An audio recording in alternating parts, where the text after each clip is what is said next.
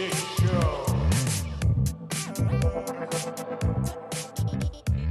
Aloha and welcome to the Joystick Show, a podcast where three friends from high school in Hawaii get together to chat about the latest things we've watched, read, and played that are bringing us joy. And I am Thomas, one of the co-hosts tonight. I'm also joined by Drake. What's happening? And tonight we have a very special spotlight guest. He reached out on the Reddits, as one does these days, and just came in with a fantastic amount of experience and hosts numerous podcasts. We have Alex Marcus, the director of podcasting at the Pop Break. Alex, how are you doing tonight? I'm doing great. I'm so happy to be here. Very nice. Thanks. Yeah, like I said, you do so many different podcasts. Let me just kind of ramble off a few here. We have TV Break. We've got Bill versus the MCU. We've got Saturday Morning Adventures. Which one is your favorite? Oh boy. Well, it's tough to pick favorites. But I'll say the one that I definitely spent the most time on over the last 2 years is Bill versus the MCU, because that's a rewatch podcast and we rewatch way too much stuff for every episode and then record way too long episodes. So that definitely is the most time consuming of all of them. There you go. Very nice. Are we missing one? Are you also on Cinema Joe's? So Cinema Joe's is no longer active. I did that for 6 years with two of my close friends, Justin Mancini and Noah France. But it is currently inactive. So. Oh, dang. Well, it sounds like you have a lot of MCU experience. And so our first question is a fun one. The question goes like this. If Kevin Feige called you and says you can add any character to the next Avengers movie, which character would you pick? And if you had a casting person for it, who would it be? Okay. Well, on Socially Distanced, which is a Pop Break podcast that I frequently guest on, we just did our X-Men fantasy casting episode. So I have all the X-Men on the brain. And I would say the X-Men casting that I would want to see most is Giancarlo Esposito as Charles Xavier. I would like to have him come on the next Avengers movie. Dang. There you go. It's funny. We talked about that a few weeks ago and we were like, I mean, it would be amazing. I love Giancarlo Esposito. I got to see him at LA Comic-Con and he is a true fan at heart. Like he loves all the things he's in. I think he would crush that role. Do you think the general public would be like, he's not Jewish? Or not Jewish, or I don't know. I guess Professor X is not Jewish either, so they'll fit perfectly. No, that's true. And then Magneto. You're right. But you thought Magneto because Giancarlo Esposito is constantly cast as villains. And he is excellent as a villain. Of course, Breaking Bad, Gus Fring, iconic villain. But the thing that I get frustrated by is that he's capable of doing so much more than that. And I feel like we've gotten very lazy in Hollywood, me being in Hollywood, not at all. And I think we're just constantly casting him because we know, okay, he's good at being a villain. So he's going to crush this role. So he's like collecting franchises and doing it all as the villains, but he's capable of so much more. Like Infinity Stones. Exactly. Yeah. And what I like about him as Charles Xavier is that Charles Xavier would give him that opportunity to show a sort of like softer side, right? A kind of an intellectual, but like a caring mentor figure. But Professor Xavier also always thinks he's doing the right thing, but oftentimes isn't actually doing the right thing and plays in the moral gray a lot more than people who don't read comics realize. So I think that he could play those elements of the character as well. And that's something that we haven't really seen in the movies. And I think that character, if we're going to go back a third time, we need to have a fresh take. And I can't think of anyone better than him. Giancarlo. Also, too, like I haven't seen Giancarlo in a role where he's bald, and I'm excited for that because he's got some. Back in the day, like his hairstyles have been pretty fantastic, but to see him go straight bald, I'm about it. It's true. He's always really tight, but never totally bald. So he could totally pull it off, though. There you go. I like it. I'm all for it. Especially, I saw some fan casts too for, I think it was like Denzel Washington as Magneto. Like I'm like. I'm not mad at that. Yeah. I think that'd be pretty fun. That'd be pretty cool. His Denzelisms as Magnetos. Yeah. Okay. All right. I'm gonna. You met the master of magnetism. Whatever. Something like that. And listen, he's gonna be the new Gladiator, so he's all in the sequel game right now. So why not? Let's get him in an X-Men movie. True. Yeah. I didn't know that. That's awesome.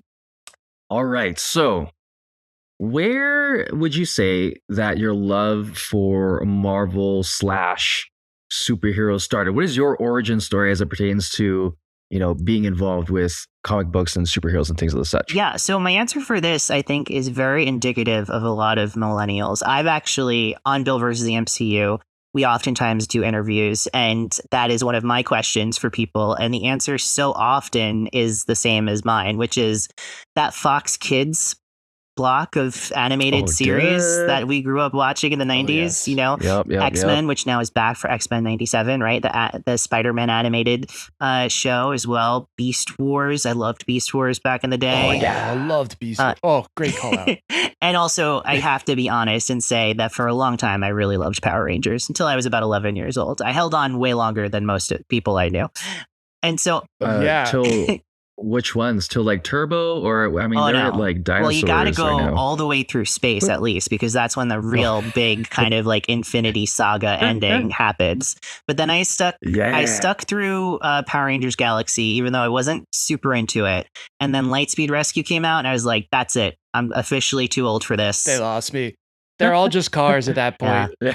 I didn't like it. Broke with the continuity completely, and as a continuity nerd, that really offended me. So I had to walk away. Wow. You even had that idea Way back then, yeah. Yeah, you were meant to be here and doing what you're doing. Yeah, well, and that's because, the other thing that I grew up watching was like daytime soap operas. Like whenever I was home from school and stuff, like me and my grandma used to watch it together. And so like I love the idea of those like long, like decades long stories and generational stories and things like that. And that's what comic books give you also. And that kind of like interconnected lore is so fun to dive into. And you don't really get to see storytelling on that long time horizon like you do with these stories. Would you say that was the days of your lives? Well, I was more of an ABC soap fan, so it was more like All My Children, One Life to Live, General Hospital. There you go. Noise. Man, that's fantastic. I have heard a few people describe even X-Men 97 as like a soap opera with powers. Oh, and absolutely. It's the soapiest thing on TV right now. It's fantastic. Like, move over Bridgerton. X-Men 97 has you beat. That's actually how I got my wife into it. So well said. Yeah. I was like, you're going to love this. There's going to be so much drama and fighting. Look at this throuple. Come on. Oh, yeah. Evil twins, people coming back from the dead. You got everything. I mean, it's perfect. Yeah, I know. Like exactly where it's like, I thought this was my wife. It's not my wife. Oh my God. That whole thing. Oh man. I love that. I thought episode 3, they did such a great job with that. Now, so what would you say is the last full comic book run that you've read? Well, my like dark secret is that I don't actually read comic books at all. Yes. Really? Have you ever read any comics? No, honestly. One time I got an Iron Man digital comic book free for some reason, and I read that, and that was about it. Yeah. I've just Okay, fair enough. But what I will say is I do listen to this incredible comic book podcast called Jay and Miles Explain the X-Men. Okay. Where, as they say, they walk you through the ins and outs of comics' greatest superhero soap opera. And they literally go through like issue by issue, every single issue in chronological order that X-Men appear in. And they started 10 years ago and in the 60s, and they're now in the late 90s. And so I feel like I've read a lot of comic books through them, but I actually haven't read any comic books at all. I've read a lot of Wikipedia articles though. So, There you go. Yeah. My co-host on Challenge Accepted, that was the same thing. He's like, I'm not an expert, but I am a Wikipedia expert. So he's like, I know everything I need to know about Cassandra Nova, about Mr. Sinister, about Apocalypse, all from the Wikipedia page. And meanwhile, like, I'm flipping back through the comic books. I'm like, oh, that's from this issue in 1995 or something like that. I was getting way too in the weeds, but okay, that's fair enough. And you know what? Doesn't mean you don't enjoy the content any less. I don't think that matters. But I will say, man, if you can read the new run of X-Men House and Powers of X, at least that. Oh my God, is it fantastic? Yeah, well, if I don't do it now, I will at least hear about it on the podcast in probably another 10 years. Right, when they finally get there. Yeah. Oh my gosh. Definitely, it's worth it. Okay, Drake, I think you got the next one. Yeah, we're talking about like we always kind of talk about like what would your superpower be? We're My Hero Academia fans. We definitely love to see how characters and especially the writers are able to kind of just to go back to X-Men 97, how they were able to really fully explore these powers in brand new ways, brand new choreography. What would your superhero name be, and what power would you want to exploit? Name is hard. I'm going to pass on name because if I give a half-assed name, I'll feel like embarrassed. So I'll have to come back to you on that. But my superhero power would be time travel for sure. Oh, interesting. How would it be like ultimate? Would you be like an Omega level mutant, or would you have like a weird like flaw? Because I know sometimes superheroes sometimes have weaknesses. I guess if I'm really thinking it out, I would start out as just being able to travel through time at will, right? Like kind of like in About Time, that Donald Gleason movie. Which is not a superpower movie, but it is about time travel. I would do that at first, and then I guess like over time I would develop my power and eventually realize that I'm a reality warper because I think reality warpers are awesome, and I love all reality warpers. Yeah, it sounds like you've read some comics. Yeah, right. I can convincingly make you think that. Yeah, would you have an outfit, or would you be? Well, regular dressed? I guess once I get to my reality warping status, I could just have every outfit ever all the time. Oh, that's true. So, yeah, true. You just okay. Let's say you could add flying into the mix. Oh, okay. Are you going cape or no cape? Ooh. Definitely no cape. I mean, everyone has watched The Incredibles. They know you don't go with a cape. Edna Mode does not approve. But the thing that's great about time travel as a like superpower, number one, like you can solve every problem, right? And number two, you can also just take a year off and watch every movie you've ever wanted to watch, read every book you've ever wanted to watch, and then like step right outside your door and it's the next day. So that's my dream. Yeah.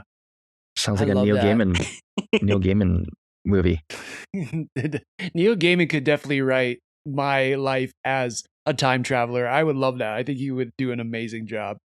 I had another time travel question. Oh, this is it. Do you think it would be like The Flash, for example? Like you try to change the past, but like every time you change it, you come back to the present. And now it's messed something up even more. I mean, I hope I'm better at time travel than Barry Allen. I'll just say that. Okay. Because I feel like if I had the time travel ability, I'd go back and be like, okay, I want to redo this moment. Screw up something else. Okay, let me fix that. Screw up something even more. I think it just get progressively worse for me if I had that power. Ashton Kutcher in The Butterfly Effect. Right, yeah, where I have to eventually just kill myself in the womb to make it all stop. No, I think that honestly, if time travel was real, it would mean that like you would be stuck in a time paradox all the time, where like time travel would have had to have happened already in order for you to be able to do time travel, right? So I feel like you'd always end up in a situation where you're not having branching realities. It's just that like the necessity of you to time travel like requires the things to have happened in the way that they needed to happen. So that means then you can't undo anything by accident, but you can use it as a tool to solve problems. It's just that you always have solved those problems. Yeah. There was that I think it was on Netflix. They had that one show where it was like a detective show, and it involved time travel through 3 different time periods. I think in like the 1800s. Oh, yeah. I heard that was a good one. I didn't watch that. Man, that's real good. I watched a few episodes. It is fantastic. I liked it more than 3 Body Problems, but I also have not finished it. And apparently it's based off a graphic novel, so there's that as well. Double reasons to watch it. Yeah, it was really good. Great cast. Not a huge bar to clear to be better than the 3 Body Problem, though, unfortunately. Oh, dang. Okay, good. I'm glad you said I was having this conversation with someone also on Threads. And I was like, man, I'm really liking Dark Matter, which is like a new Apple TV show. And they were like, oh, well, do you think, is it better sci-fi than 3 Body Problem? I'm like, yes, because I'm already caught up to date and I'm watching every episode. And they're like, great, because I gave up after the first episode of 3 Body Problem. Like, yeah, pretty much me too. Yeah. I almost gave up. I mean, I pretty much did because I never. That's a show I wanted to like so much and just couldn't really. It was like I watched the first 3 episodes, waited 6 weeks, and then watched the rest of it. So that's always a bad sign. And and then like around episode 4 or 5, it started to do things that I didn't expect. And I thought, oh, okay, maybe this is more than what I thought it was. And then it ends up ending in an even worse place than I would have thought. So I really felt deflated by the end. Yeah. Oh man, come on, Benny Weinoff or whatever Game of Thrones guys. They just can't fix those endings, huh? Not at all.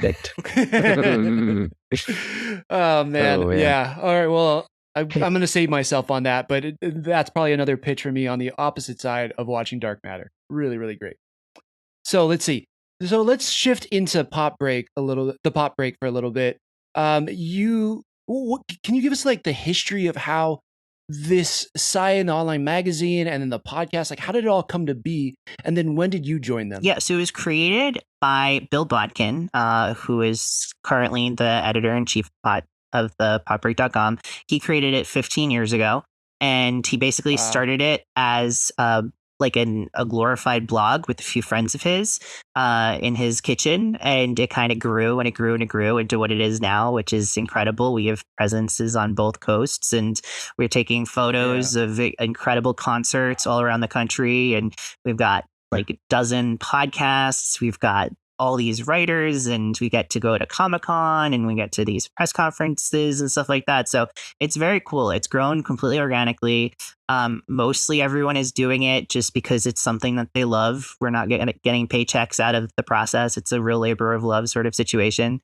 And awesome. And it's really great. Like we've a bunch of people started as interns through their local college, and then stayed on and kept writing, and then moved on into incredible jobs in media and entertainment, which is pretty cool. And yeah, so it's great. And I started there, now it's probably like about 5 or 6 years ago. Dang. Someone that I was dating at the time, who I'm now still very good friends with, he was the TV editor and running the TV division, and he knew that I liked to write, and so we talked about me writing some pieces for there, and I started doing it, and that was fun. I did reviews of like every CW show for a while, which was, if you ever want to know what I thought about the pilot to Nancy Drew, you can look at it. It's on there. Oh, wow. You did those too? Because I listened to an episode and you were talking about the Flash. Yes. Or at least, it was like the Flash finale, or what was it? The Crisis on Infinite Earth. That's what it was. Yeah. So my bright idea was in the lead up to the Crisis on Infinite Earths events that they had. I was going to do like a weekly column on every single, like doing like a roundup of all of the Arrowverse shows that were airing at the time. And there was always like 4 or 5 airing at once. And I thought, that'll be fun. It'll be super easy, just like a couple of paragraphs on each thing and you move on. And what I didn't really have enough respect for is that every single episode of that show has like incredibly dense plots where because there's like an A story, a B story, a C story, and a D story. And just like recapping what happens in each, it was like 1,000 words per show. It's like, this is the longest column that's ever existed. It was exhausting. I would never do that again. I bet. As somebody who does we do a lot of show reviews and everything. For one of the weeks, we did every episode of the Avatar: The Last Airbender live action, and we did episode by episode on this other podcast I'm on called Challenge Accepted. That weekend was exhausting. We were doing 3 podcasts a day. I was watching 3 episodes. I was like, I like the show, but now I hate this show because it is so much. I can't even imagine having watched 4 episodes a week and then write something about it. Because you're right. Those shows are very complex, more so than I think people give them credit for. Yeah, they just are like plot engines. It's ridiculous how much stuff they can cram into 42 minutes of content. And I love them for that, but it's a whole different thing trying to like summarize it and also like have something to say about it and then like doing it for all of them at once. I'll never do that again. Yeah. And that was something especially in 2 paragraphs. That was an assignment that I gave myself because by then I had graduated to TV editor because my ex was nice enough to give me the role afterwards. And at least you got something good exactly, out of it. Yes, and a lifelong friendship. And then that's good too. as Yeah. TV editor, I started doing some TV podcasts for the website, because we had like some podcasting going, but it was pretty underdeveloped, and it was sort of like event specific. Like something big happens, some people get on a mic and record. And so I thought, well, TV is such like a dynamic space. We could do like a bunch of shows. And so we started the Pop Break TV feed and started doing a bunch of different shows on that. And then from there, I just kind of talked my way into a new position for the site, which was the podcasting director position, and expanded from there. And now we have over a dozen shows across all different types of content, and it's really fun. That's awesome. So impressive. How do you manage all that? I mean, very detailed Excel sheets for one. Nice. Lots of polite emails reminding people about their deadlines. Per our last email. Yes, exactly. Yeah. You have 22 minutes to record an episode. Yeah. Starts now. I mean, I love the mantra of the Pop Break, which is essentially like we're the pop break in your day. And to have all these individuals coming together and really caring about the content, because you're not necessarily doing it for money, right? You're doing it for the love of the game. Exactly. You cover so many different topics and pop culture as a whole, and it's growing every single day. How do you choose what to write about or do a podcast on? Like, what does that process look like? Yeah, well, when I'm thinking about the network as a whole, I want to try to make sure that we're hitting different spheres of interest. So we have, for instance, we have a really great reality podcast called Roses and Rejections that is mostly centered on The Bachelor, but then when The Bachelor and its spin-offs are off season, they cover a lot of Netflix dating shows, which people love to hear about. Those are very popular. Oh man, I love me some Love is Blind. Yeah, I love Love is Blind. I'm not even ashamed of it. That show's fantastic. Well, I've seen our numbers, and a lot of other people do too. So, also The Circle is really big. Apparently, I don't watch any of these things, but other people do, and that's why I want to make sure they're covered on the network. So we have that. We have like Blurred Watchers is this great show that focuses mostly on like that nerd content that everybody loves so much, and that was something that I thought was really important to have on the site, because based off of our existing people who participate on the site, people who read and listen to stuff on the site, right, they all love that stuff, so we have to have a dedicated source of content. We started an anime podcast not too long ago because so many people who work on the site love anime deeply. It was like, we need to have like a dedicated space, partially so that way my TV break co-host Josh Renecki stopped talking about it on our TV podcast because which has been unsuccessful. He still does, and we love it for him, but now he has a whole other place to talk about it too. So it's you're like, get it all out over there, okay? And then we come back, we're going to talk about whatever, the MCU or Fallout or something like that. Exactly. But so it's a balance between what we want to cover as a site and then what the people who are in our lives and who we have connections to want to actually work on. So it's a big deal because people are doing it as a labor of love. So they have to be engaged and interested. And that's been a fun way that I've recruited other people to join the site, people that I've never met before that I just kind of find on the internet. And I see that they have a podcast that is kind of like, it's struggling to put out regular episodes, but I listen and I hear that there's something there and I say, hey, come do a monthly podcast with us. And it's pretty hard to do a weekly podcast, as you guys know, but as a monthly commitment once a month, let me tell you, it's pretty manageable, especially when you have somebody being like, hey, remember, I need that by Tuesday. So I think that it ends up working well, where people feel like they're getting to do the thing that they already wanted to do, but within the confines of a community where then we can go on each other's shows and we can kind of grow each other's audiences and things like that. So dang. That's very cool. Beautiful. We should add another comma after director of podcasting and add talent development. Community manager. Yeah. Per our last email. Per our last email. Yeah, absolutely. That's fantastic. I'm kind of like, I just think that's wonderful because you're right. That there's a lot that goes into podcasting that I don't think people realize. It's not something we even talk about a lot on here. It's like our main focus is to talk about the things that bring us joy. And yes, we do talk a lot about what's popular, but I think we go off the beaten path from like our normal sphere too. And it's just beautiful to have a space to do that. And it's really nice that you're allowing other people to have that opportunity too. I think that's That's really, really incredible. Oh, thanks. I mean, it's great Yeah. for me as well. I love being able to have this as like a place to be creative and a place to meet interesting people and to just, feel like we're really growing something that's exciting and that's intimate at the same time, which is tough to do. So, and it's nice. I'm able to provide some of that infrastructure for people. Like some of our podcasters, they edit all of their stuff. They just send me a finished file, and that's wonderful. But other people, they don't have a background in audio editing, for instance, and so they'll just send me their edit notes, and I'll take care of the edit for them. And things like that is helpful. It helps keep people engaged, because if you cut down the workload for people who are working for free, they're more likely to come back. Well, let me tell you, I have learned a few things. So if they need any help, you can also send them my way, because this was trial by fire on a lot of stuff. So I completely get it. You're doing an amazing job. I really only have to edit this one, and I can't even imagine having to do more. I'm already at my wit's end with this. So kudos to you. That is incredible.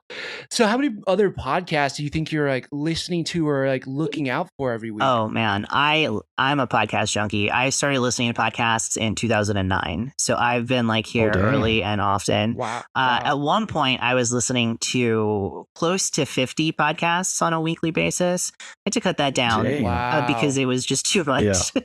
But now I'm probably at around like 30, 35 podcasts. Some of those I don't listen to every single episode, but I still would listen to them at least twice a month, or else they get the cut, because I'm very vicious with that. Yeah. Right. Oh, you're cutting it. Yeah. Okay. Because I know that Apple's doing that thing now where it's like if you don't listen for like 2 or 3 episodes, you don't get the automatic download anymore. Oh, interesting. I've been off of the Apple Podcast app for a long time because it has always been terrible. Yes. The real ones know. That's like a if you know kind of situation. But yeah, they are definitely they're still the big dogs though. Yeah. It's like you have to feed them the treats, because that's where like a massive audience so is. Yeah, I was listening to podcasts when you literally had to download them on iTunes and then upload them to your iPod. Like that was when I started listening. Wow. So you're like, how do I convert this into MP3? Exactly. Okay, I did it. Now I can put it in iTunes. You're just like waiting for this sync to be completed. And you're like, I really got to go. And it's like taking forever. It's feels like it was 100 years ago. Yeah, definitely. I remember those. What was it?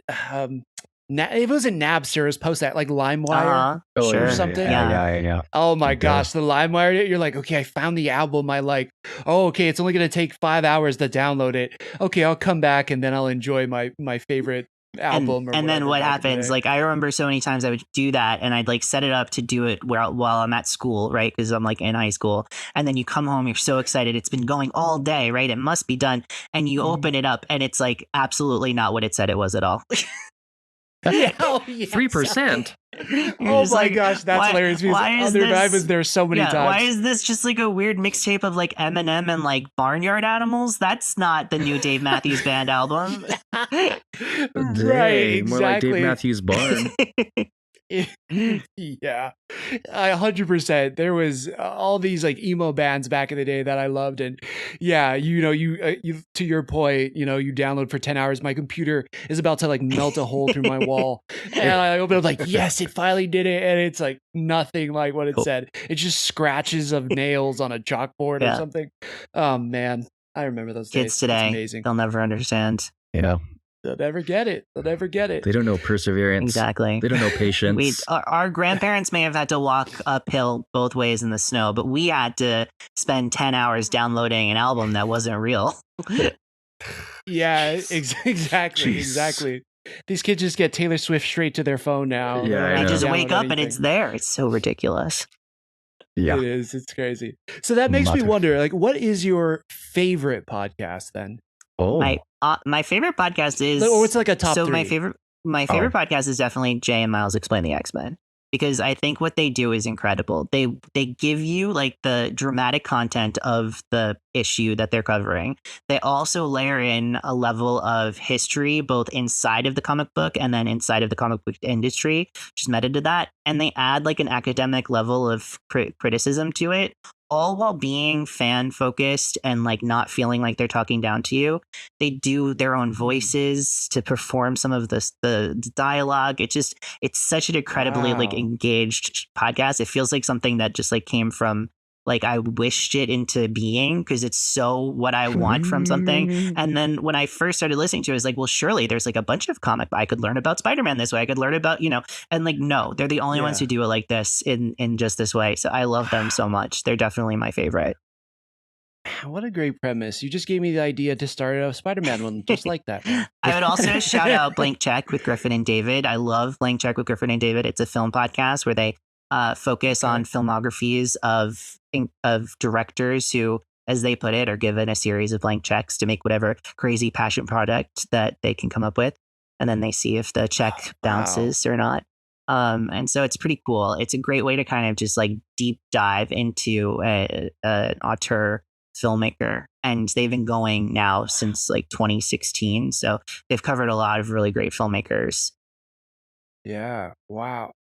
Are there any filmmakers left for them to cover? It's like it seems like they probably have done all the best. Like they literally have to come out of school for them to find somebody at this point, I would assume. Yeah, no, you'd be surprised. I mean, there's just so many people. They have kind of expanded their like criteria for people, so they're not like they started out doing people like M. Night Shyamalan, like James Cameron, like people who had this like crazy huge success, and then they could just do any movie that they wanted afterwards. And sometimes you're James Cameron and that works out great. And sometimes you're M. Night Shyamalan, it doesn't work out so well. But they've expanded to other filmmakers who are just interesting to talk about and who had interesting careers. And I think that that's good for the show because then you can go so many different places. Yeah. So many amazing podcasts out there. There's so many great ideas. It's like, it's just about finding them at some point. Yeah. And one of my favorite podcasts that I just started listening to, like as a new listener, is this podcast by Derek Thompson called Plain English.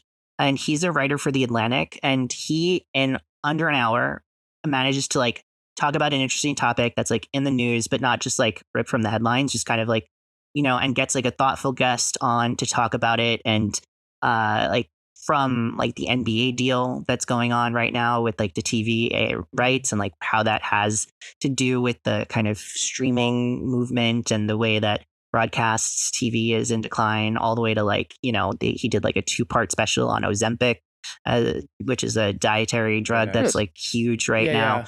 I know. I was like, so did South Park, I think. I think his coverage is a little bit more sober-minded. And then also things like from the news, like the Middle East and stuff like that. So it's a really interesting kind of like grab bag of topics. And he always gets an interesting person to talk to. And he really interrogates them in a way where it's like his premise is always like, here's what I think about this. Help me understand why you think the way that you do about it. And then he'll kind of push back and engage. It's not just like letting someone monologue for an hour, but it's also not in a sort of like edgelordy, I'm going to debate you sort of way, which I, learned a long time ago to lose. And I don't have any patience for that anymore.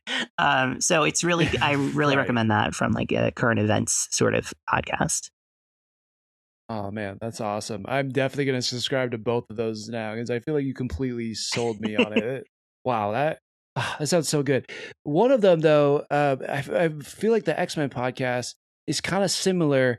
You do a podcast called Bill versus the MCU. Yes. And there's a lot of explaining I feel like that you have to do with Bill, who's not really an expert in X-Men. When and why did you guys start this one? And let's see, correct me if I'm wrong, but it looks like it shifted from other podcasts into this one. Is that what it is? Or is that because there's other podcasts on that same feed? Yeah, so there's other podcasts on that feed. That's a podcast that comes out the second Tuesday of every month. It used to be on the podcast on the Pop Break Today feed. We've kind of done a merger of our Pop Break TV and Pop Break Today feeds into one big feed called the Pop Break, more simple branding. There you go. And helps me out. And so that podcast started in 2020, well, in late 2021, actually, as an idea that then we started in January of 2022. And basically it was because on Socially Distance, which is the Pop Breaks weekly pop culture podcast, which Bill Blatkin hosts, they oftentimes were doing these week-to-week week-to-week deep dive reviews on the latest Marvel TV show on Disney Plus. But Bill had not watched like any Marvel movies since like Civil War Black at that Panther, point. right? Yeah, Or something? yeah, Black Panther. Yeah, Yeah. he was like, I just watched Black Panther, and he was like, and then I saw Endgame, and everybody, or like he's like, at least people were talking about it, and they were freaking out, and he was like, I can't just jump into Endgame, so Yeah. I haven't watched anything, and I was like, what? What did he just say? Like, I was flabbergasted, especially when it said MCU in the name. I was like, no, no. So, anyways, I was happy that you were kicking this Yeah, off so with it. basically, I finally sat him down. I was like, look, you can't keep reviewing all of this Marvel content without actually seeing the other stuff. Like, this is ridiculous. And so I'm going to create a show where I make you watch this every month. And he was like, okay, fine, because that's how he is. He's always happy to play along. So that's what we did. And we, in 1 year, watched all the first 4 phases of the MCU. In monthly installments, which was crazy to try. And we did it, and it was wonderful. And that was our first season. And then I decided that I really wanted to keep it going because I love talking to him about Marvel stuff every month. And he was like, okay, sure. So I created a 6-year long plan with an Excel spreadsheet to match where we would cover everything through Secret Wars. And what that meant was doing a lot of Marvel MCU adjacent content along the way. So our second season was devoted to the Defenders verse over at Netflix. We did the first 2 seasons of Daredevil. We did the first season of Jessica Jones, the first season of Luke Cage, and the first season of Defenders. I always say I didn't make Bill watch Iron Fist because I'm not that mean. Oh, it was so funny. I was like, and then you left out Iron Fist. Okay, got it. Yeah. And that was the right choice. So good job. Absolutely. And then after that, we did a season on the first 4 seasons of Agents of S.H.I.E.L.D. I'm a huge Agents of S.H.I.E.L.D. fan. Sometimes I felt like I was the only one. So that was wonderful. I loved getting to expose him to that. And I turned him into a fan too, partially because I only gave him select episodes from each season. So he had a kind of like VIP exclusive version of the show.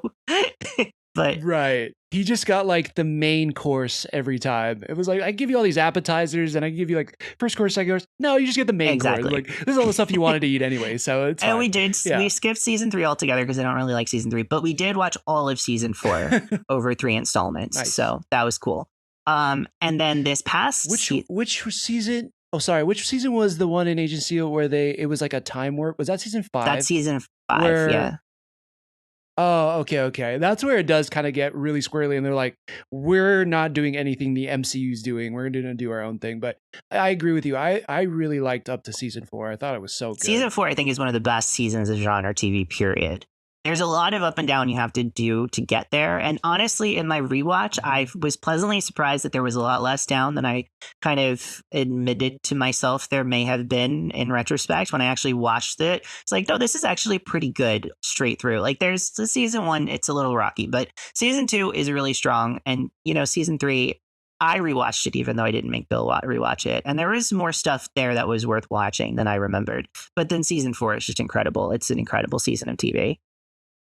It is. Yeah, definitely. That became my nightly watch. Like, the wife went to sleep and I was like, oh, okay, I'll put on Agents of S.H.I.E.L.D. I'm like, the show's pretty good. And I'm like, it was way more connected than I realized to the MCU. And I'm like, this is really good. Like, there's a strong cast to it. Some of these stories are really fantastic. Do you ever think that the MCU is going to give it the nod? Like, yes, it is canon. What are your thoughts? I thought for a while there was a chance because it seemed like Kevin Feige was slowly letting everything be canon. But then I read the book Reign of Marvel Studios by Joanna Robinson, Dave Gonzalez. And what I realized is that, oh no, Kevin Feige hates everything that came out of New York in the New York division and anything that has anything to do with Joss Whedon, which that show unfortunately does. And so I think absolutely, positively, no way that's ever happening. Yeah. And I'm okay with that. One of the things, so I had the opportunity to interview a bunch of guests on that season of the show. Nobody who was worked on the show directly, but people who covered the show, who loved the show contemporaneously. And one of the things that I always ask them was like, do you care if it's canon? Like, do you want it to be canonized? Do you want these people to come back? And to a person, every single person said, no, it doesn't matter if it's canon. They it stands on its own. It's a good experience. It doesn't matter if it's connected or not. And no, I don't want to see it continue because I think that where it ends is great. I think that we shouldn't take the characters off the shelf and play with them again. Like, we should just let the story stand for itself. And I agree with that, honestly. I like that. I really do like that approach because you're right. It doesn't matter if you enjoyed it for what it is. That's great. You know, you could give your own headcanon for it. Like, it was a branch timeline. Oh, yeah. Or whatever, Trust me. I've been on the Reddit. I've seen it. Okay, thank you. Yeah, that's where my brain went right away. But yeah, that's so cool. That's awesome. And you should just love a thing because you love it. That's so great. And so this current season of Bill versus the MCU, we're gearing up to Deadpool. So we're doing all of the Fox mutant movies. We did the first trilogy. We did the prequel trilogy. We did the unofficial Wolverine trilogy. And that was a wild episode, as you can imagine. As those movies got pretty wild and went wibbly wobbly and like some good, some bad. You're like, what is the vision here? Yeah, those movies are varying quality for sure. It's like one terrible one okay one, and then one great one. The one thing that they have in common is that they absolutely do not take place in the same universe whatsoever. So right.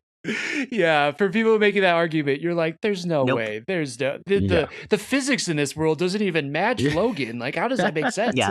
So I watched them all in a day for the podcast, and that was a weird day for me. What? Yeah.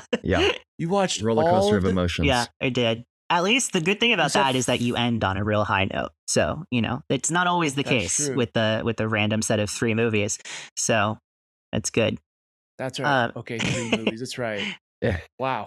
Impressive. Very impressive. Oh, and I should also say we did what I dubbed the Disney discarded double feature of Dark Phoenix and New Mutants. That was a fun experience. It did lead me to a YouTube channel that had that claimed to get the inside scoop on what the original Dark Phoenix story was going to be, and that it was going to be a 2-part epic movie and all this stuff. And I don't know if any of that is real or not, but it did sound a lot better than the movie that we actually got. Yeah.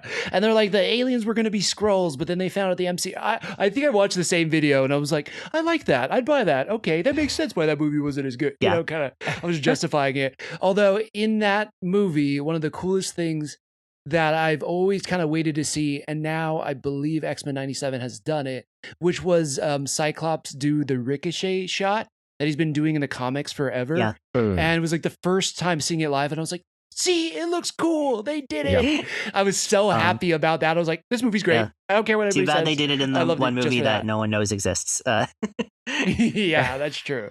That's true. What were your thoughts? Just quickly, we'll have to send everybody to your episode to listen to it.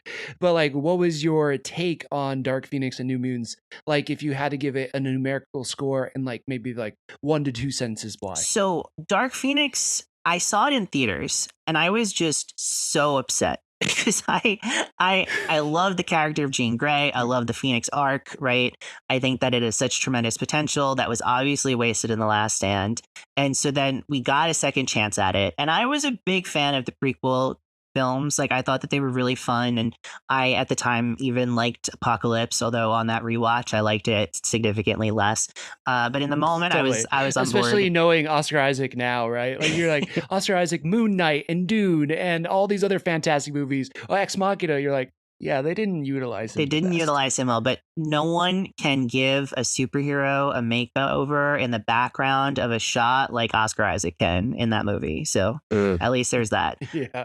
But yeah, so I was really looking forward to that movie. And even when I had heard it was bad, there were bad reviews, I was like, but surely it can't be so bad. And then I watched it and I was just crestfallen. I was so upset.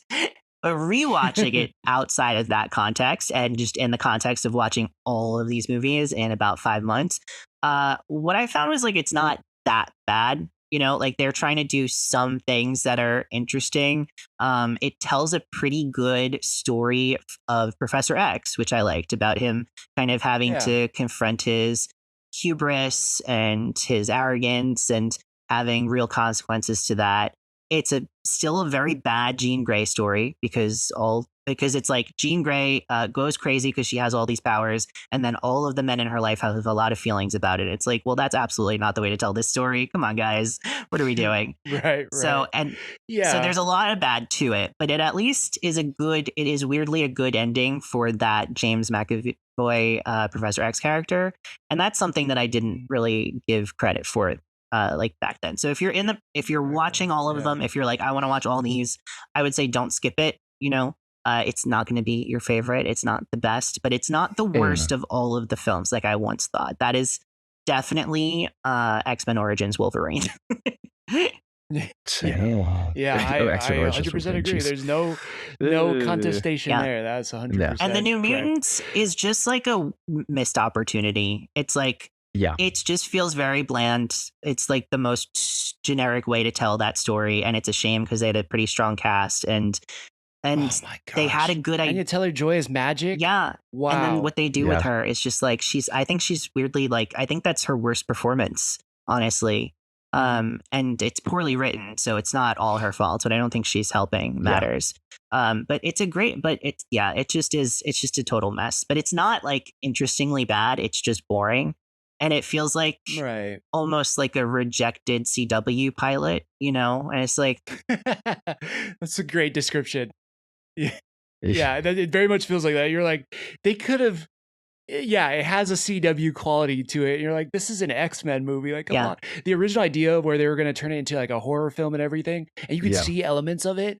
They should have leaned into that because that would have been awesome. Yeah, well, the director agrees with you. If you listen to our episode, I go into it in depth. I won't do that here, but the story of how that movie was and was not supposed to be a horror movie is very interesting, and I think people don't entirely know the story, and I love telling people because it's so weird what happened there. So listen to the episode to find out the details. We will link it in the show notes. Absolutely. All right. Well, we are running a little long here. Drake, why don't you fire away with the next question? Well, we were sticking to X-Men in general. From your Saturday Morning Adventures podcast on episode or on the finale of X-Men 97, it kind of seemed maybe a little bit disappointed with the finale. A, how did you feel about it? B, what would you have changed about that finale episode? Yeah, so I was mixed on the finale because I felt like they set up a lot of stakes for these characters that we really invested in, like the Rogue arc, especially, and the Bobby arc and all this stuff. There was this big schism between these characters, right? The X-Men break up, and then basically between episodes, all of that just like goes out the window and everything's fine now. And it just was kind of unsatisfactory in that way. Also, the choice to use Phoenix as like a Deus Ex Machina and then like immediately be like, and now she's gone. It's like, wonderful. That's great. That solves all of her problems then. Like all of that was lame. I was disappointed by Sinister just getting foiled in the way that he did, because I feel like he's the sort of character who like always has like plans and backup plans and triple backup plans. And for him to just be like, oh no, you double crossed me. Oh no, now you've made me look ugly and I had a backwards facelift and now I have to run away. Like, what is happening? It's just a mess. So I do agree with you. That stuff didn't work. You were saying, but what I will say is, what did work for me in the finale was the Charles and Magneto story. Like being inside of his mind, the way that they like truly love each other, and it felt like really like gay coded to me in a way where it felt like two old married gay men going to couples therapy and just working out their shit finally after being passive aggressive for the whole season. And I loved that about it. When like the wave of Magneto's trauma washes over them and Charles is like, hold on to me, I will protect you. It's just like so beautiful. I'll never let you go, Jack. I loved it so much. So that really saved it for me. But yeah, it was a mixed bag of a finale, unfortunately. Interesting. Wow, okay. Well, yeah, I love the way they kind of came out to each other too, I guess, in the beginning of the episode. I thought that was really well done. Yeah. We kind of talk a lot about X-Men 97 as like this updated nostalgic type of show, something that was there in our past, but then completely like changed over time, just like how we do as human beings. What like movie or show or cartoon is doing, like a updated nostalgia the best now for you?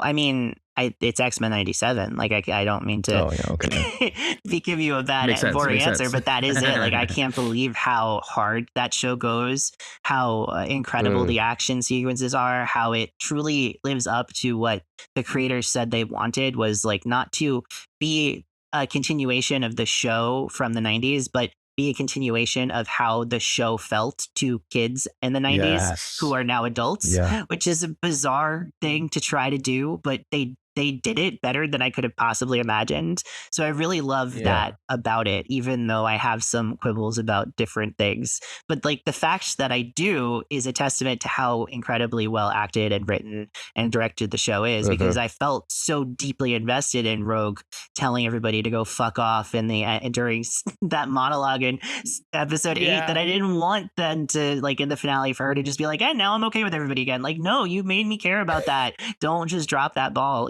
Like when Jean is like, I don't know who I am, and I'm gonna make out with Logan, and then I'm gonna yell at Cyclops for having a psychic affair with the clone of me who he had a baby with. I was invested in that, and then for the second half of the season, they just minimized Jean into her whole arc was like, will Cable accept me as his mom? And it's like, what? No, I was really invested in this crazy soap opera, like four-way love triangle thing happening. Like, don't sell it out now. It's like it's a You're weird compliment to the show and how good it is that I ended up, because when I started watching it, I had no expectation that I would be that invested in those characters or in their emotional journeys to have that sort of need for a payoff. I was just like, it's just going to be fun to hang out with these characters again and see what happens. And so the fact that they hooked me so much is a real compliment, even if I don't think they totally stuck the landing. Yeah, definitely. I loved it. I feel like this was my explanation for everything. When you get a one season guarantee or whatever, like you go for broke. And my big thing, as you probably have heard, is they put so much of these different comic arcs and they condense them down in like one episode, like Inferno being one episode. I didn't like that. Yeah, me neither. I thought me and my co-host Kay were very upset that Inferno was only one episode. Right, because there's so much they could do there. There's so much they could do with life, death. But I did, in my mind, was like, okay, if you don't know what you're gonna do, you're gonna put everything you can in this. You're just gonna dump it in there. And I'm like, they did get to tell so many great X-Men stories, and I do appreciate that. But yes, there's things that I hope they call back to, or they get to dive into more in the later seasons. Like I agree with you. I think they just needed more episodes to really just explore some of these things that they really set up well. But then they kind of left the hook dangling by the end of the season. Yeah. And I would say, if you're looking for another show, if you finished X-Men 97, I think that My Adventures with Superman, which is currently streaming on Max, is a really good option. Yes. It's not quite doing what X-Men 97 was doing, but it's basically, like, the way I've tried to sell people on it is like a Superman movie, a Superman TV show that makes you feel like you're watching a Spider-Man TV show. As like, I'm not huge into Superman. Like, I've watched his movies and stuff, but he's never been the sort of character that I feel like emotionally connected to and invested in that way. And this is the first time that I'm watching it that I really feel that. Like, I was a big Supergirl fan. I like the Superman and Lois show for what it is. But this is the first one where I was like, oh, this character can work in a totally different context and still be fun and still feel true to who the character is supposed to be and feel fresh at the same time. So I really like that show, and it's back for its second season. And the first 2 episodes are like very lore heavy.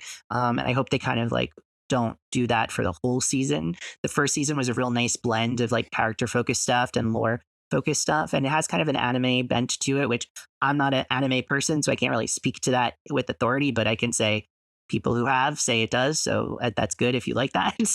But if you don't, it shouldn't be like an intimidating thing, because I think it's really accessible to all audiences. And Jack Quaid is great as Superman, as Clark. So good. That whole voice cast. So good. I feel like we have a lot of the same comic book show taste. I will say that. Just in like your spiel is like, yes, I like that. Yes, I like that. Yes, I'm watching My Adventures with Superman. So yes, I think we have very similar taste when it comes to that stuff, which I think you have great taste. Well, thank you. You sound like you have great taste as well. Definitely. Well, Alex, thank you so much. Yeah, you've been so generous with your time, and we're really don't want you to have to go over anymore. Thank you so much for making this happen. We want to give you the final words and everything, but there's one thing we asked all of our guests to say. Our show is called the Joystick Show or Schtick Show, and so we always say, would you kind of close out by saying mahalo for sticking with us? And then anything else you want to say, and you can have the final words. Sure. So mahalo for sticking with us. I've been Alex Marcus, podcasting director of thepopbreak.com. If you're interested in thepopbreak.com, go to thepopbreak.com. If you want to see all the stuff that I do there, you can click on the podcast tab, see all the podcasts that I feature on, all the podcasts that I host, all the podcasts that I edit and supervise and produce. Lots of fun stuff for music fans, movie fans, TV fans, wrestling. We have a big wrestling imprint because Bill Bodkin, our fearless leader, is a big wrestling fan. So we've got a lot of wrestling content there. So you follow all of that stuff. You can subscribe to The Pop Break on all podcasting platforms to listen to TV Break, which is a podcast that I host with Bill Bodkin and Josh Czernacki once a month. We talk about the ins and outs of the world of TV. If you're interested in streaming stuff, that's a huge thing that we talk about. We have a Streaming Wars segment where we choose which streamer had the best month in the world of streaming, and that's always fun to chart. Every so often I try to give Roku a shot in the arm, but it's never a winning battle. Right. You can also follow. That's very kind of you. You can also follow Bill versus the MCU that we've talked about in depth. Saturday Morning Adventures is a show that I did for the first 10 weeks of its existence with Kay Anderson of Lost Spaces podcast. It's going to have a rotating series of hosts from now on. So we're going to have Amanda Rivas, who hosts the anime podcast. She's coming on as a host to cover the Bad Batch season finale, a series finale, which is going to be fun.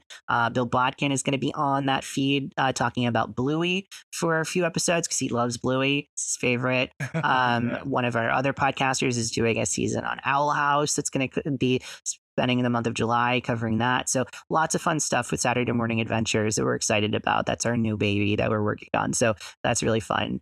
And yeah, Socially Distance is the only podcast really that we do that is on a separate feed. Comes out every Friday. I'm on that a lot. We talk a lot about nerd stuff. We talk about MCU. We talk about Star Wars. We talk about all that stuff. So definitely, we have a Bridgerton episode coming out this week that we're recording. We're excited about because I've been converted into a Bridgerton fan. Bill Bodkin is not a Bridgerton fan, but he is watching it and being a trooper as we make him continue to watch it. So that's been really fun. So lots of fun stuff. You can follow me on Blue Sky if you have that, at Alex Marcus. You can follow me on Letterboxd at Media Thinkings. And if you're interested in movie reviews from 6 years ago, you can check out Cinema Joe's because our archive is up and we did it for 6 years. So it's a lot of stuff over there. Beautiful. Drake did his deep diving to find Cinema Joe's. So yeah. But all right. Thanks so much, Alex. We appreciate your time. All right. Mahalo and aloha, everybody. Bye-bye. Peace. The Joystick Show.